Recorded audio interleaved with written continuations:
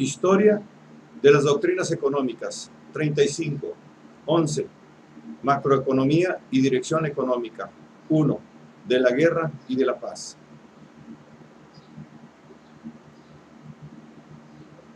En el capítulo precedente nos hemos referido a la influencia inicial de las doctrinas keynesianas. Su primera expansión, aparecida bajo las convulsiones de la guerra, inició el florecimiento que las convertiría en una teoría general del proceso económico. Hubo tres elementos que contribuyeron a que este resultado se diera en los últimos 25 años.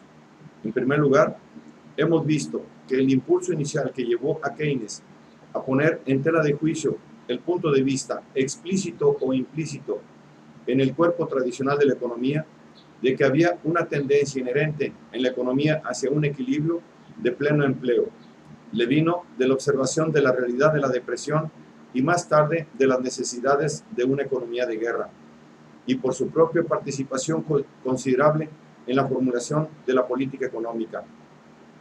Sin embargo, para Keynes no eran suficientes los documentos de teóricos de la economía y estadísticas sobre cómo acabar con el desempleo o cómo financiar la guerra.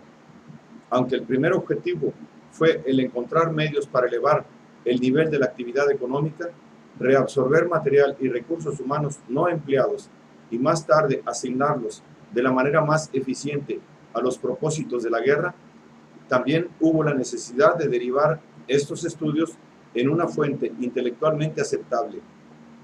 Este principio pasó rápidamente a formar parte de otro más general, el de reformular los principios fundamentales de la teoría económica de manera más consistente con los hechos observados. Una vez que esta semilla había sido sembrada, las fuerzas inherentes al análisis intelectual se hicieron presentes. Esto es, los conceptos enunciados primeramente en la teoría general se convirtieron en la materia prima de los análisis de la nueva generación de teóricos.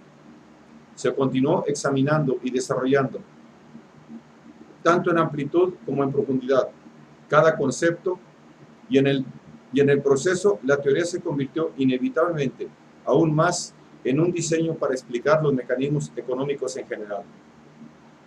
Más adelante estudiaremos algunos de los desarrollos teóricos importantes que, puede decirse, han tenido su origen en el análisis original keynesiano. Otro factor que debe ser mencionado por haber influido en el mismo sentido fue el creciente interés gubernamental en el sistema económico, particularmente en cuanto a su función, tanto en la estabilidad del nivel del empleo como en la producción total de bienes y servicios a través del tiempo. Hay aquí una semejanza clara con el periodo posterior a las guerras napoleónicas. En aquella época se dio un estímulo al análisis de la situación económica y a las necesidades del gobierno. Se hiciera énfasis en la estabilidad de la moneda y del sistema bancario o en el mantenimiento del empleo total, que trajo el completo florecimiento del sistema ricardiano. El proceso no puede ser comparado en cuanto a claridad con lo que puede tener lugar en las ciencias físicas, donde una necesidad especial llevaría a una investigación específica. Sin embargo, también en economía, no importa qué tan indirectamente los requerimientos de las políticas, por ejemplo, en cuanto a las medidas anticíclicas de bienestar, cada vez más interrelacionadas con el problema del mantenimiento del pleno empleo, o a la administración financiera nacional o internacional relacionada de la misma manera, traen como consecuencia que el analista, en el campo de la doctrina pura, esté recibiendo constantemente nuevos impulsos para mayor elaboración y análisis. Más adelante examinaremos algunos de los desarrollos más importantes en este campo debidos a los especialistas de la primera generación posterior a Keynes. Hay, sin embargo, una corriente que contribuyó a la revolución keynesiana, que debe ser vista porque fue diseñada para proporcionar un elemento esencialmente empírico que faltaba, porque fue, en cuanto a la época, más definitivamente contemporánea al surgimiento inicial del keynesiano, y también porque se ha integrado mucho más íntimamente que nunca antes al cuerpo general del análisis económico, al punto de dar nacimiento a una nueva subdivisión de la ciencia, la econometría. Pasaremos a referirnos a esta nueva contribución de la estadística. 2. La contribución de la estadística. Hasta este momento no hemos tenido oportunidad de hablar suficientemente del desarrollo de la estadística en sus aplicaciones a los fenómenos económicos o sobre la relación de los progresos de los estudios estadísticos en el desarrollo del pensamiento económico. Puede ser tentador relacionar los esfuerzos precursores de Petty en la estadística demográfica con Ome Moyen de Quetelet y los informes oficiales ingleses del siglo XIX, por ejemplo, con la aparición de nuevas tendencias en la teoría económica pura. Sin embargo, sería difícil, aún trazando afinidades cercanas e ingeniosas, que pudiera quedar establecida alguna relación. En particular, mucho del trabajo estadístico que precedió a la Segunda Guerra Mundial se llevó a cabo en virtual independencia de la economía, aunque en ocasiones practicantes individuales hayan trabajado en ambos campos. Esto no quiere decir que la necesidad de un vínculo no hubiese sido notada, lo que hizo, por ejemplo, Gibbons, o que no hubieran sido encontrados ejemplos en un campo que enriquecieran al otro. Los puntos de vista de los mercantilistas sobre los mecanismos de comercio exterior se basaron en buena parte en sus rudimentarios intentos por recolectar estadísticas de comercio exterior. Los preceptos de sus políticas, a su vez, surgieron nuevas direcciones para la actividad estadística. Ya en la época de Petty, las teorizaciones sobre economía estaban muy influidas por la información de las finanzas públicas. Durante todo el siglo XIX, la elaboración de estadísticas sobre, por ejemplo, ingresos y horas trabajadas, o más adelante, sobre aspectos monetarios, fue sin duda alguna estimulada en parte por la búsqueda de pruebas cuantitativas de enunciados teóricos. Mucho del material importante de Senior y Marshall fue resultado de la experiencia de estos en varias comisiones de investigación y otros encargos públicos. A su vez, ellos utilizaron su conocimiento teórico para enfrentarse a los problemas que se les presentaban. Con todo, estos ejemplos permanecen aislados. El reconocimiento de Gibbons en cuanto a la necesidad de un vínculo sistemático entre las dos ramas de investigación no tuvo resultados más allá de su aceptación formal en los libros de texto sobre métodos más tolerantes. Con el surgimiento de la escuela institucionalista en los Estados Unidos, se da, en cierta forma, un intento de mayor firmeza para establecer ese vínculo. Es de reconocerse el gran ímpetu que los primeros partidarios de esta escuela dieron al trabajo cuantitativo, mucho del cual fue puramente estadístico, en el sentido de que era acompañado únicamente de las realidades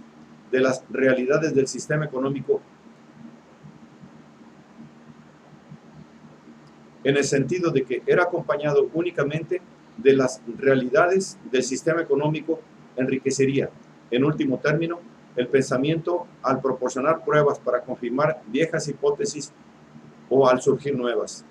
Sin embargo, hubo un campo en el que se dio un intento más consciente por realizar nuevos descubrimientos estadísticos que ayudaran a la evolución de la teoría. Se trata del ciclo comercial en el cual Wesley Mitchell es la figura sobresaliente. Bajo la influencia de Veblen, no solo hizo contribuciones considerables a este campo particular, sino que también, durante muchos años, principalmente a través de su dirección del National Bureau of Economic Research, estimuló en un grado sin precedentes un nuevo tipo de trabajo basado en los hechos de todas las ramas de la economía. Es materia de debate definir hasta qué punto Mitchell y otros que trabajaron en una línea similar realmente tuvieron éxito en su búsqueda por alcanzar una síntesis entre sus propuestas deductivas y empíricas. Pero aún haciendo una generosa interpretación de la suma de las innovaciones teóricas que contiene su obra, al menos es cierto que todavía fue necesario un considerable proceso de destilación antes de que su obra cuantitativa pudiera ser llevada a alcanzar mayores generalizaciones. Es significativo, sin embargo, el que los problemas surgidos del curso general del desarrollo de la economía, al menos en el corto plazo, hayan desembocado inicialmente en un deliberado esfuerzo por combinar el trabajo estadístico y teórico.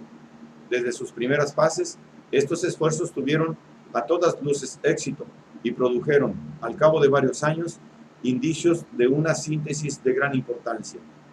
Aún así, otro elemento significativo tuvo participación en esta síntesis: el desarrollo del análisis del ingreso nacional, el concepto de ingreso nacional o dividendo nacional, aunque bajo diferentes nombres y con significados un tanto distintos, no era una novedad en la historia del pensamiento económico, como tampoco lo eran las exposiciones relativas a los cambios en su distribución o a los factores que provocan fluctuaciones en el total. A partir del proceso de circulación de los fisiócratas, del modo anual de Adam Smith y de las acciones relativas de los factores de producción de Ricardo, el estudio del ingreso nacional ha estado, de hecho, al lado de las investigaciones centrales de la economía como tal.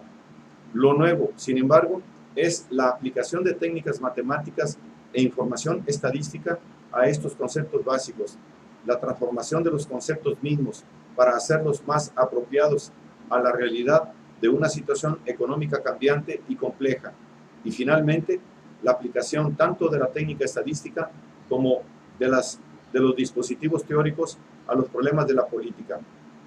Diseminados en diversos estudios previos se encuentran claros indicios de preocupación por el problema específico implícito en esta síntesis.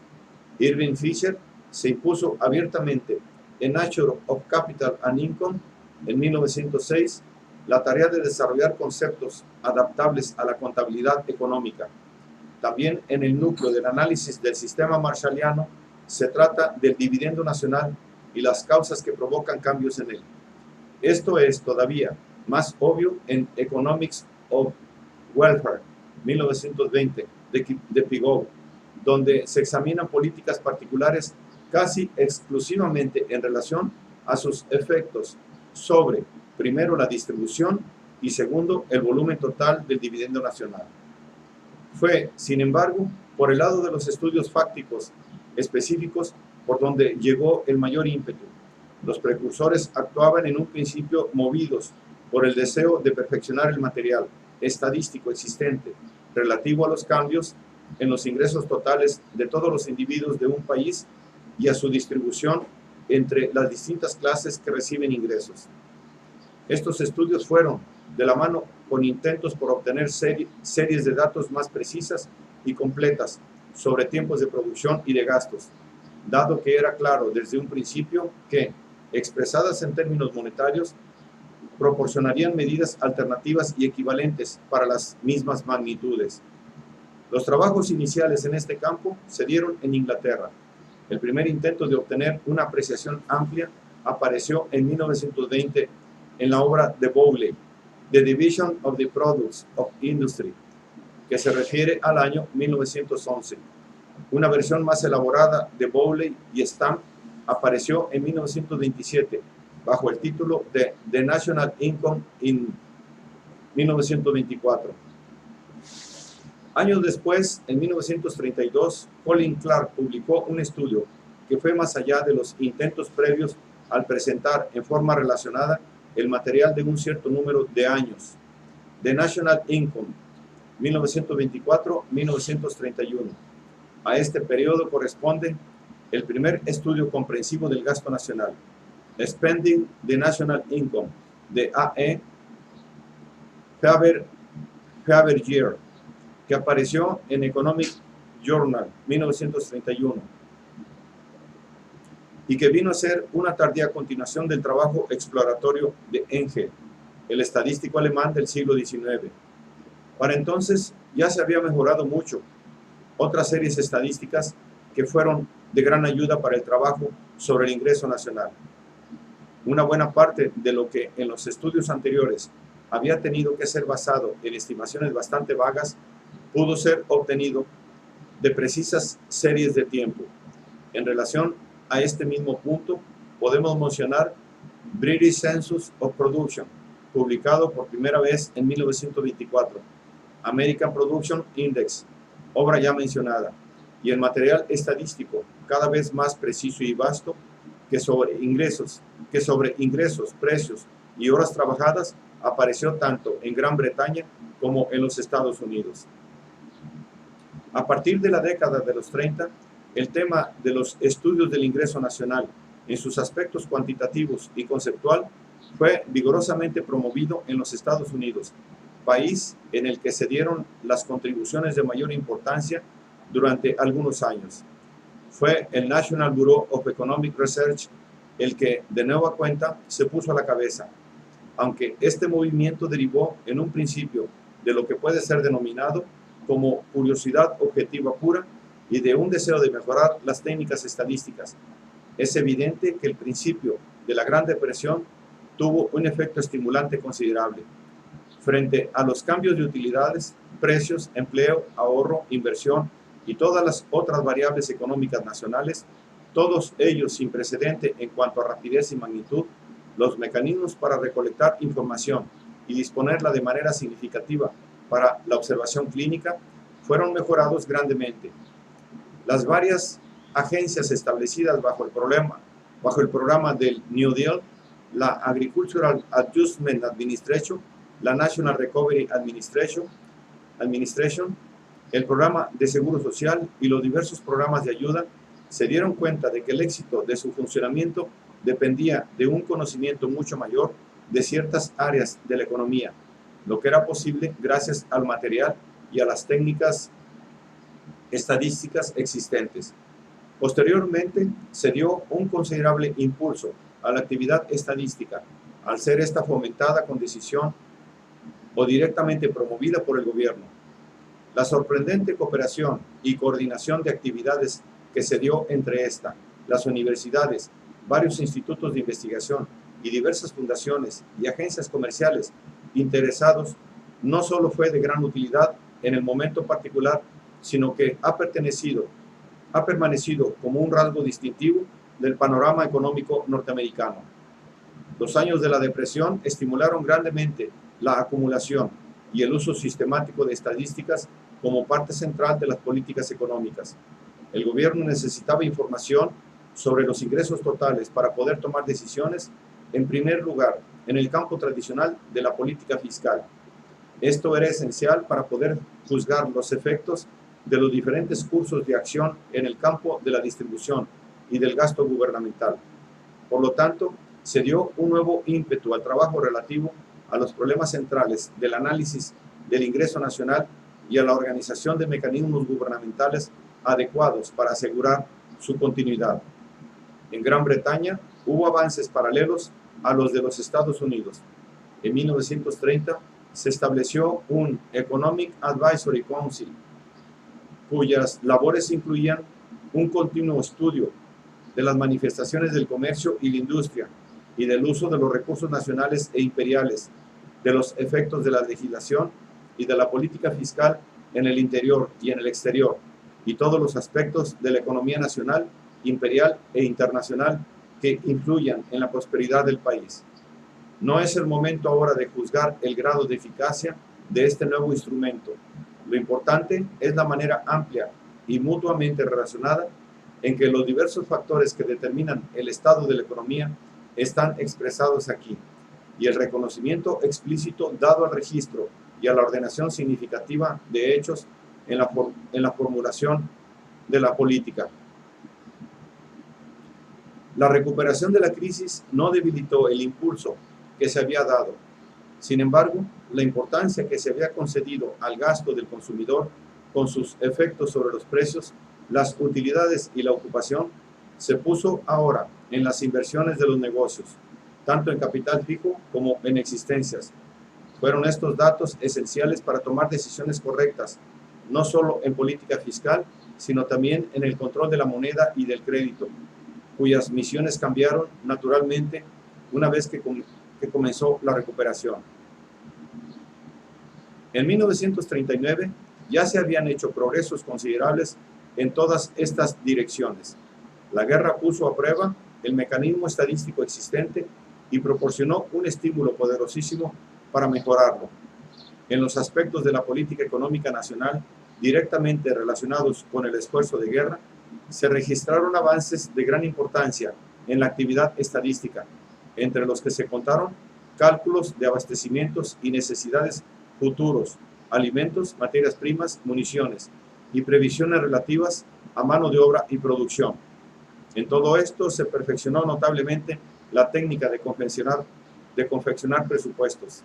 Más importantes para el tema principal de esta exposición son las mejoras que tuvieron lugar en el centro, la exactitud y rapidez con que se hacían y presentaban a los responsables de las decisiones de política estimaciones de los conjuntos del sistema económico, es decir, de estadísticas del ingreso nacional. Inglaterra se puso a la cabeza una vez más. En 1941 se creó en la oficina del gabinete una oficina central de estadística que tuvo por misión, aparte de conseguir un grado de coordinación más alto que hasta entonces de las actividades estadísticas de los diferentes departamentos del gobierno, elaborar las estadísticas centrales del ingreso y la producción nacionales, sin las cuales se reconocía que no podía llevarse adelante con éxito una guerra en que estaban comprometidos todos los recursos de la nación. No solo es un tributo a la firmeza del juicio de aquellas personas a quienes se debió esta decisión, sino también un síntoma del reconocimiento dado a la importancia de este tipo de análisis para la política económica. El hecho de que en los días de mayor peligro material haya sido vigorosamente impulsado un trabajo de carácter a primera vista tan académico. Desde 1941, el gobierno inglés ha publicado estimaciones anuales del ingreso y del gasto nacionales, que cada vez muestran mayor amplitud, exactitud y seguridad. En los Estados Unidos se efectuó un movimiento análogo. En el Departamento de Comercio se creó una National Income Unit y cada mes de julio aparece Survey of Current Business, publicación del Departamento de Comercio, que publica los datos del año precedente. También en otros países se advierte un movimiento similar, aunque en general un tanto retrasado. En la Europa occidental y en varios países de la Comunidad Británica, el movimiento se remonta ya al tercer y cuarto decenio del siglo, y en muchos de ellos la guerra le dio un impulso especial. Pero, sin embargo, en pocos es tan voluminoso el material disponible, tan refinada la técnica y tan perfecta la organización como en Gran Bretaña y los Estados Unidos. No obstante, en estos últimos años se han hecho intentos de gran alcance y con sorprendente éxito para mejorar las cosas a este respecto en países donde el movimiento ha sido lento y para aumentar la comparabilidad internacional de las estadísticas del ingreso nacional. El gran progreso de la técnica estadística que acabamos de esbozar también llevó a importantes perfeccionamientos en los conceptos usados y en la estructura teórica dentro de la cual se acomoda el material cuantitativo. Es principalmente al economista norteamericano Kuznets a quien debemos indagaciones en que la investigación estadística va de la mano con grandes progresos en el aparato teórico. En un breve artículo escrito en 1933, formuló con gran claridad definiciones y clasificaciones posibles de las diversas partidas que entran en las cuentas nacionales. Además, la discusión de las denominaciones iba estrechamente asociada a proposiciones fundamentales sobre teoría económica relativas a salarios, utilidades, capital e interés. En un trabajo posterior nos provee de una gran riqueza de material histórico. Poco antes de la guerra empezó a dejarse sentir la influencia del análisis keynesiano de la relación entre ingreso, consumo, ahorro e inversión. Los estadísticos dirigieron entonces sus investigaciones a descubrir series temporales para los conjuntos que pudieran acomodarse al sistema keynesiano y procurar así pruebas cuantitativas adecuadas.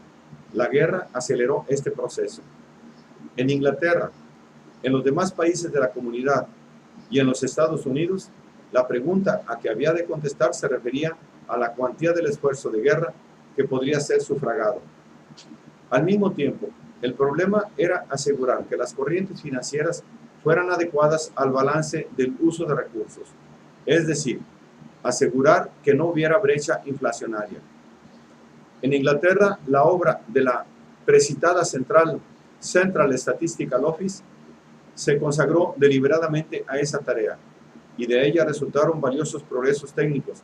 Aparecieron denominaciones nuevas, ingreso nacional bruto y neto, dependientes del tratamiento dado a la autorización para la depreciación y la amortización, ingreso nacional a precios de mercado o a costos de factor, dependiendo de que se tomen en general como base los precios pagados por los consumidores, es decir, incluyendo los impuestos indirectos y los pagos transferidos. Producción nacional bruta y neta, incluyendo la producción no solo del sector privado de la economía, sino también la del gobierno, etc. Subsisten indudablemente muchas oscuridades y desacuerdos. La expresión en términos monetarios de las diversas magnitudes implicadas suscita muchos problemas agudos en el campo de los números índices. La comparación de las estimaciones de países diferentes agrava este problema al introducir la cuestión de los tipos de cambio como representativos o no del verdadero poder adquisitivo o de las paridades de la balanza de pagos. Además, el tratamiento de las balanzas extranjeras en las cuentas es todavía asunto discutido, principalmente en lo relativo al modo como han de tenerse en cuenta los cambios en las condiciones del comercio. Sin embargo, ya es muy amplio el acuerdo sobre las técnicas generales que deben emplearse en este campo y, sobre todo, hay unanimidad virtual en cuanto a los fines a que se destinan esas estadísticas. Esos fines, tomados de una publicación oficial, están muy bien expresados en los siguientes términos: suministrar una medida de las mercancías y servicios de que la nación puede disponer o que aumentan su riqueza, suministrar una serie de cuentas sociales, registrando toda corriente importante de dinero desde su origen en una cuenta hasta su destino en otra, o de gastos entre diferentes grupos de mercancías, y analizar movimientos en cifras de gastos en mercancías y servicios entre cambios de cantidad y cambios en precio. El acuerdo acerca de cómo, más allá de esos fines inmediatos, puede utilizarse la elaboración de cuentas sociales para formular diagnósticos y prescripciones en política económica también es amplio. Esta nueva finalidad se hizo claramente manifiesta durante la guerra. El análisis de las cuentas nacionales permitía que, en relación al cuadro total de la economía, se idearan y administraran de manera razonable tareas como la planificación de la producción, con el objeto de evitar cuellos de botella y capacidades no empleadas, la canalización de la producción a las industrias esenciales de guerra, la restricción del consumo personal y su orientación a canales adecuados para el esfuerzo total de guerra, y, lo que quizá tiene la mayor importancia, las medidas necesarias para financiar el esfuerzo de guerra. Los estudios en esta dirección han continuado después de la guerra. No nos extenderemos aquí en los detalles técnicos de tales avances. Lo que interesa para efecto de nuestro tema general son las direcciones que tomaron desde el punto de vista del análisis económico y de la política económica. En esta perspectiva, los dos aspectos más importantes de los subsiguientes perfeccionamientos en la contabilidad nacional han sido, primero, en relación a teorías de crecimiento, y segundo, en cuanto a diagnósticos y políticas conjuntos, esto es, en relación a movimientos económicos cíclicos de corto plazo. Volveremos a estos dos aspectos en el próximo capítulo, cuando veamos la teoría del crecimiento y, más particularmente, las tendencias crecientes que consideran de manera crítica el crecimiento económico como finalidad de las políticas de los países desarrollados. Estas mismas tendencias dan un mayor énfasis a ciertas características del desarrollo de los países menos avanzados, distintas de aquellas que pueden ser medidas por estadísticas de ingreso nacional. Por otra parte, el uso de medidas estadísticas, derivadas esencialmente de conceptos de contabilidad nacional, relacionadas con la administración económica en el corto plazo, han pasado a ser consideradas críticamente en la medida en que la administración económica misma es vista con más escepticismo. De cualquier manera, aunque posiblemente no haya modificaciones fundamentales en los conceptos o en los métodos de recopilación y presentación de la información, las estadísticas publicadas por los países más desarrollados a principios de la década de los 70 son, sin duda, más completas, más minuciosamente analizadas y aparecieron en un plazo más breve que las estadísticas de hace 20 años.